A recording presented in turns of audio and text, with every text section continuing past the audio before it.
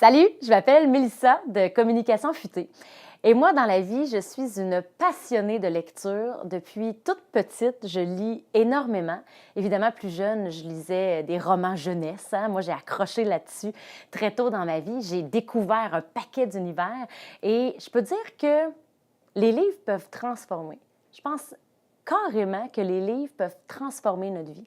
Non seulement ça nous divertit quand on lit un bon roman, par exemple, mais les livres peuvent nous amener beaucoup plus loin. Ça peut nous inspirer énormément, nous amener à grandir énormément aussi. Et si vous êtes d'accord avec moi, si vous avez envie d'en savoir plus sur l'univers d'un livre qui peut nous amener à grandir, nous inspirer également, j'ai envie de vous partager un coup de cœur de lecture aujourd'hui.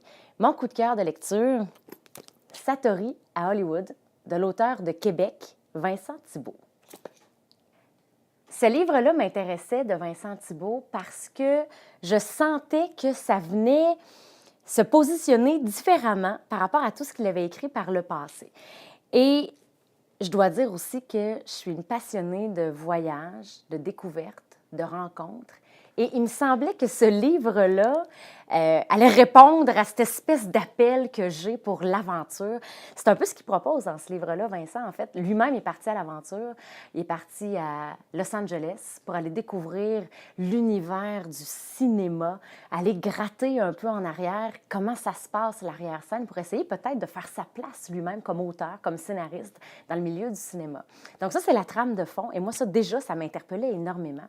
C'est un roman, je ne sais pas si on peut appeler ça un roman, c'est un journal intime, un journal de bord. C'est rempli de réflexions, c'est rempli de questionnements. C'est une quête, finalement, un road trip. On peut quasiment dire qu'il s'agit d'un road trip. On le suit donc tout au long du livre dans cette espèce de quête sur « je veux faire ma place dans le milieu du cinéma », comme auteur, comme scénariste. En même temps, est-ce que c'est vraiment mon milieu? Est-ce que je peux vraiment avoir une place dans cet univers-là? Est-ce que c'est moi? Est-ce que c'est pas moi? Est-ce que ça me ressemble? Est-ce qu'il faut que je me change? Beaucoup de questions identitaires sur l'authenticité. C'est quoi être soi-même? C'est quoi rester authentique? Et moi, ça m'a beaucoup plu, ce livre-là. Je l'ai lu d'ailleurs moi-même en étant sur la route aux États-Unis. Ça m'a fait beaucoup de bien parce que les réflexions résonnaient beaucoup chez moi, des réflexions par rapport à la vie, des réflexions par rapport à nos ambitions également. Et c'est d'ailleurs l'extrait que j'ai choisi de vous lire aujourd'hui, de partager avec vous. Inspiré par la voie du milieu, prônée par le Bouddha, je remets même en perspective ce désir de simplicité.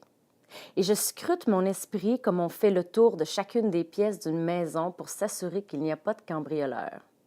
J'explore les recoins de mon intériorité et les racines de ce désir de simplicité, craignant qu'il ne s'agisse que d'une fuite ou d'une banale recherche de confort. Je tombe sur une phrase de Fabrice Midal qui me secoue. On veut faire le vide parce qu'on n'a pas su établir un rapport réel avec les choses. Le philosophe parlait de la méditation et de l'idée répandue comme quoi elle consisterait à faire le vide. Et j'ai eu la chance de comprendre la nuance il y a des années. Mais je transpose soudain le raisonnement dans une perspective plus large sur mon existence et mes ambitions du moment. Pourquoi, par exemple, cet appel des tiny house me revient-il aux entrailles aussi souvent et de plus en plus puissamment à l'approche de mon départ pour la ville des 1000 extravagances? Ce désir ne vient-il pas simplement mettre un baume, du genre qui apaise temporairement mais ne guérit pas tout à fait, sur de sourdes peurs? Cette envie de me satisfaire de peu, inspirée des grands ermites et des maîtres spirituels du passé, ne viendrait-elle pas freiner sournoisement mes ambitions? M'empêcher d'être pleinement moi-même, d'accomplir de grandes choses? On dit souvent que la peur de la mort est la reine des peurs, la mère de toutes les autres. Mais il y en a une autre, tout aussi diffuse et puissante, plus subtile encore, ancestrale et mythologique sûrement, et c'est la crainte de l'étourdissante infinitude des potentialités qu'abrite notre cœur. Si vous avez envie de lire Satori à Hollywood, découvrir d'autres livres de l'auteur également, bien, vous pouvez commander directement en ligne via le site web de Carrefour Azur, la maison d'édition qui édite ce livre-là et plusieurs autres également, carrefour-azur.com. Puis quand vous commandez en ligne, il se passe plein de choses super le fun. Premièrement, vous évitez le gaspillage de papier parce qu'en commandant en ligne, le livre est imprimé à la demande. Donc, il n'y a pas de commande inutile. Vous commandez, votre livre est imprimé, vous le recevez ensuite et c'est vraiment formidable. C'est facile également, donc profitez-en, carrefour-azur.com.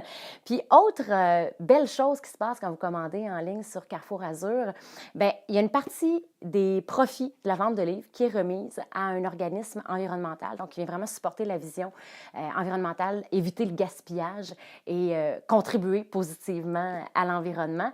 Puis autre chose absolument extraordinaire aussi quand vous commandez en ligne, bien, il y a une partie plus grande des redevances, des profits donc qui reviennent aux artisans derrière la création d'une œuvre comme celle-là. Bonne lecture, bonne découverte.